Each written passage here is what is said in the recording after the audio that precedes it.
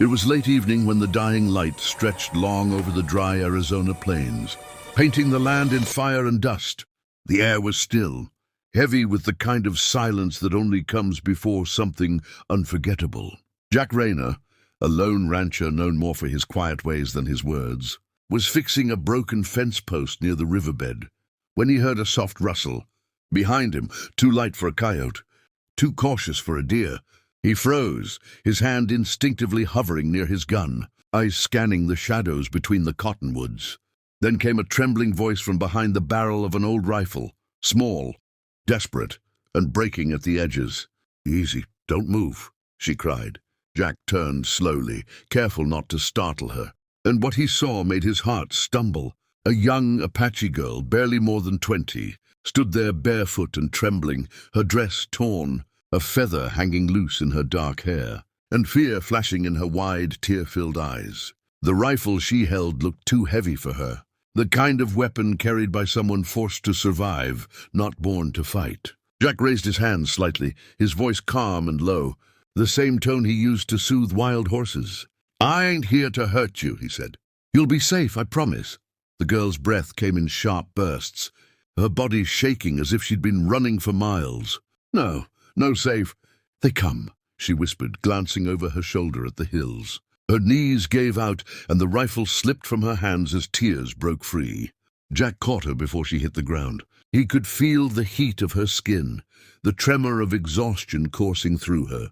She was terrified, hunted, and from the look of her torn moccasins, she'd been running a long time. He didn't ask questions, just lifted her gently and carried her toward his horse. "You're all right now," he murmured, as she drifted into unconsciousness. "You're safe with me." That night, as a cold wind swept across the plains, Jack made a small fire outside his cabin and wrapped the girl in a wool blanket. She stirred, flinching at the sound of crackling wood, her hand clutching the feather at her chest. Jack poured her some warm water, his voice steady and kind. "Drink, you need your strength." She hesitated, studying him as if trying to see whether he was a friend or another enemy. Dressed in kind words, finally she drank, her eyes glistening with both gratitude and fear.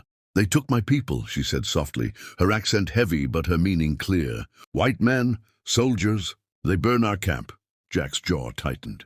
He'd seen the army's cruelty, seen what happened when land greed turned men into monsters. "What's your name?" he asked. She looked into the fire and whispered, "Taya." Days passed, and Taya slowly began to heal.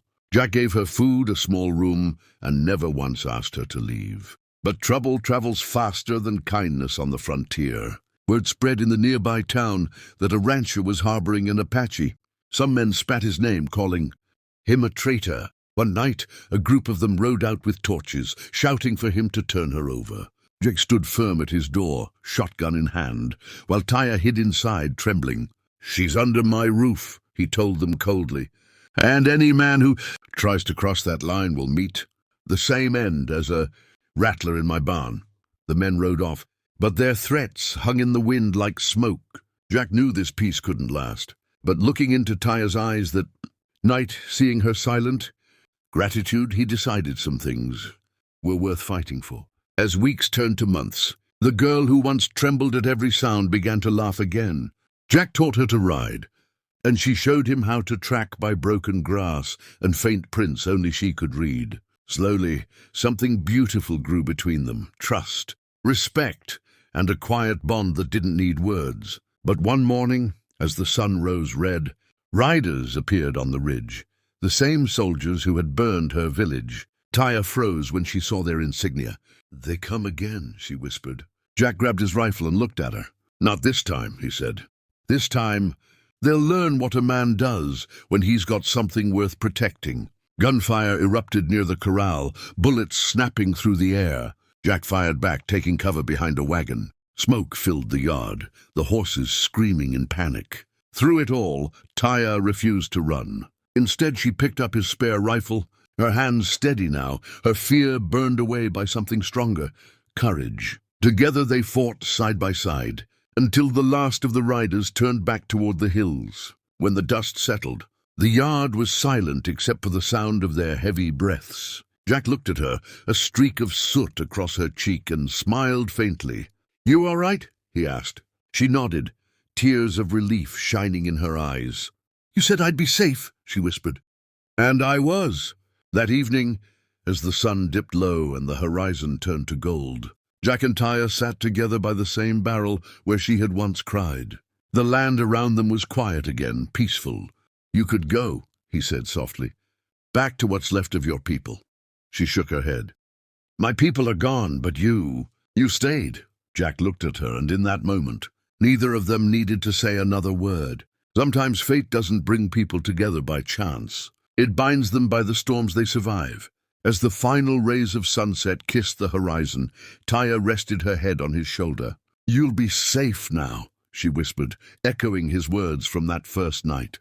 Jack smiled faintly at the irony and the beauty of it all. In a world that had taken everything from them both, they had found something worth living for. If this story touched your heart, make sure to subscribe to the channel, like the video, and share it, because stories like these remind us that courage and love still have a place in this world.